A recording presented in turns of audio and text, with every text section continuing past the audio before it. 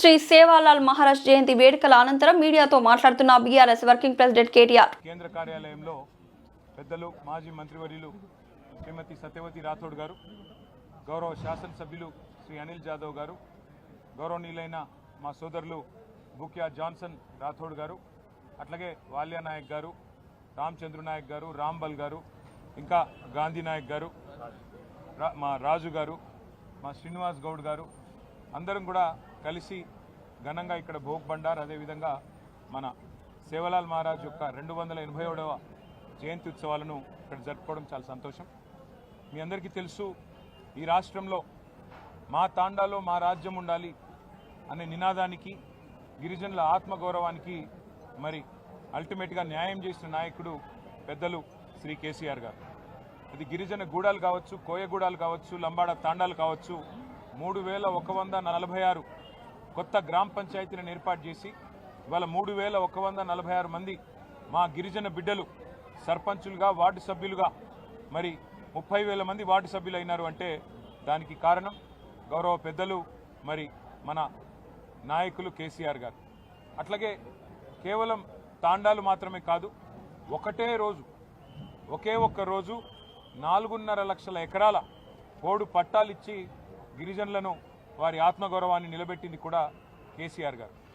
జల్, జంగల్, జమీన్ అనే నినాదంతో ఆనాడు ఏ పోరాటం అయితే కొమరం భీం గారి నాయకత్వంలో జరిగిందో, ఆదివాసీల కోసం, గిరిజనుల కోసం మరి పోరాటం జరిగిందో, అదే పద్ధతుల్లో మరి అటు నీళ్లలో న్యాయం చేస్తూ, ఇటు పోడు భూముల పట్టాలిస్తూ, మరొక వైపు హరిత వనాలు పెంచుతూ, అట్లాగే వారి ఆత్మగౌరవాన్ని పెంచే విధంగా మరి బ్రహ్మాండంగా కేసీఆర్ గారి నాయకత్వంలో న్యాయం చేసుకున్నాం.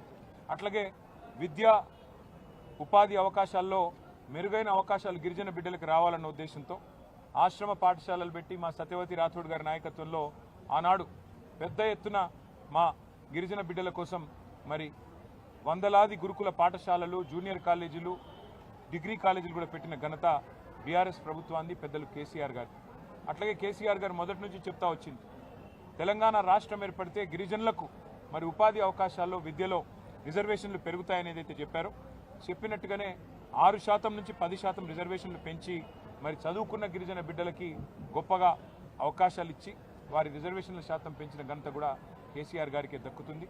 దాంతోపాటు మరి ఎవరైతే వ్యాపారవేత్తలుగా రాణించాలనుకుంటారో గిరిజన బిడ్డలు, వారి కోసం ఆనాడు కేసీఆర్ గారి నాయకత్వంలో సీఎం ఎస్టీ ఆంటర్ప్రినర్షిప్ ప్రోగ్రామ్ అని చెప్పి పెట్టి 200 మంది గిరిజన బిడ్డలకు మరి లక్షలాది రూపాయలు ప్రభుత్వ సబ్సిడీ ఇచ్చి వారికి ఇంట్రెస్ట్ లేకుండా మరి బ్యాంకు రుణాలు ఇప్పించి వారిని ఒక పారిశ్రామికవేత్తలుగా, ఔత్సాహిక బిజినెస్ మెన్గా కూడా తీర్చిదిద్దింది కేసీఆర్ గారి నాయకత్వం.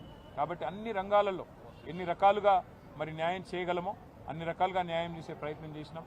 మా సోదరులు గుర్తు చేస్తున్నారు, ఓవర్సీస్ స్కాలర్షిప్లు కూడా ఇచ్చామని.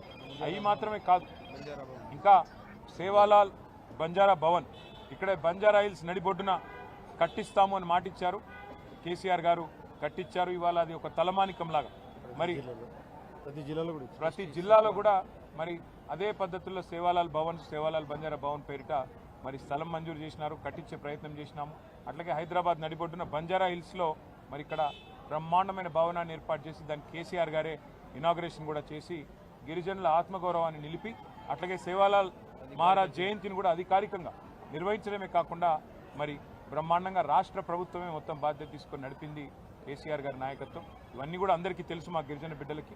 భవిష్యత్తులో మరిన్ని సేవలు కేసీఆర్ గారి నాయకత్వంలో తిరిగి ప్రభుత్వం ఏర్పడిన తర్వాత తాండాలలో ఇంటింటికి నీళ్ళు ఇచ్చిన కార్యక్రమం కానీ, ఇంకా మిగతా కార్యక్రమాలు కానీ ఇంకా ఉధృతంగా చేస్తాము. గిరిజనులకు అండగా నిలబడతాము. బంజారా సోదరులకి, సోదరిమణులకి మళ్ళొకసారి సేవాలాల్ జయంతి మరి సందర్భంగా మీకు అభినందనలు తెలియజేసుకుంటూ, దాంతోపాటు ఇవాళ మహాశివరాత్రి కూడా ఈరోజే ఉన్నది.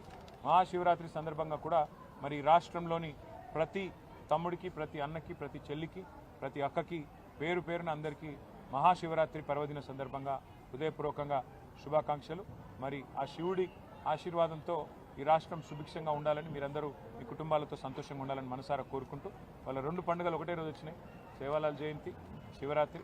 ఈ సందర్భంగా అందరూ పండుగ వాతావరణంలో మరి సుఖంగా సంతోషంగా ఉండాలని అభిలషిస్తూ అందరికీ నమస్కారం.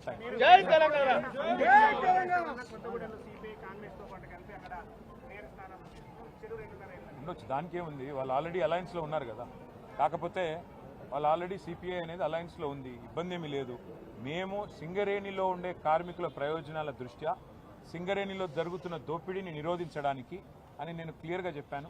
అక్కడ బీజేపీ కాంగ్రెస్ ఇద్దరు కూడా ఇవాళ సింగరేణి దోపిడీలో భాగస్వాములై మరి వారు సింగరేణిని దోచుకుంటున్నారని చెప్పాను.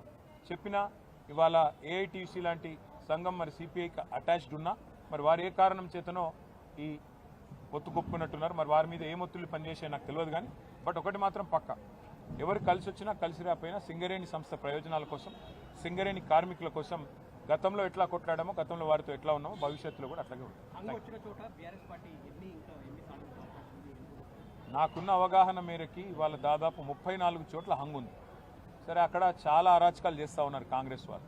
మా కార్పొరేటర్లు కౌన్సిలర్లను ఎత్తుకొని పోవడం, ప్రలోభ పెట్టడం, పోలీసులను ఇంటింటికి పంపడం, గూండాలను పంపడం, రకరకాల కార్యక్రమాలు చేస్తున్నారు. మాకు ఇంకోటి ఇప్పుడు ఎక్స్ అఫిషియో ఓటు విషయంలో కూడా స్పష్టత రాలేదు. మరి చూద్దాం, మాకు కూడా ఇంకా వస్తున్న ట్రెండ్స్ అవి చూస్తూ ఉంటే ఇంకా కొన్ని మున్సిపాలిటీలు మా ఖాతాలో పడతాయి. ఇప్పటికే 17 క్లియర్గా ఉన్నాయి, ఇంకా దాదాపు ఒక 10-12 రావచ్చు అనేది మా అంచనా. చూడాలి రేపు ఏమవుతుంది. ఎందుకంటే అధికార పార్టీ అరాచకాలు, అధికార పార్టీ ప్రలోభాలు, అధికార పార్టీ యొక్క ఒత్తిళ్లు ఇవన్నీ తట్టుకొని మరి మా కౌన్సిలర్లు, మా కార్పొరేటర్లు పాపం వీరోచితంగా కొట్లాడుతున్నారు. చూడాలి రేపు ఏమవుతుంది అనేది చూడాలి. Thank you.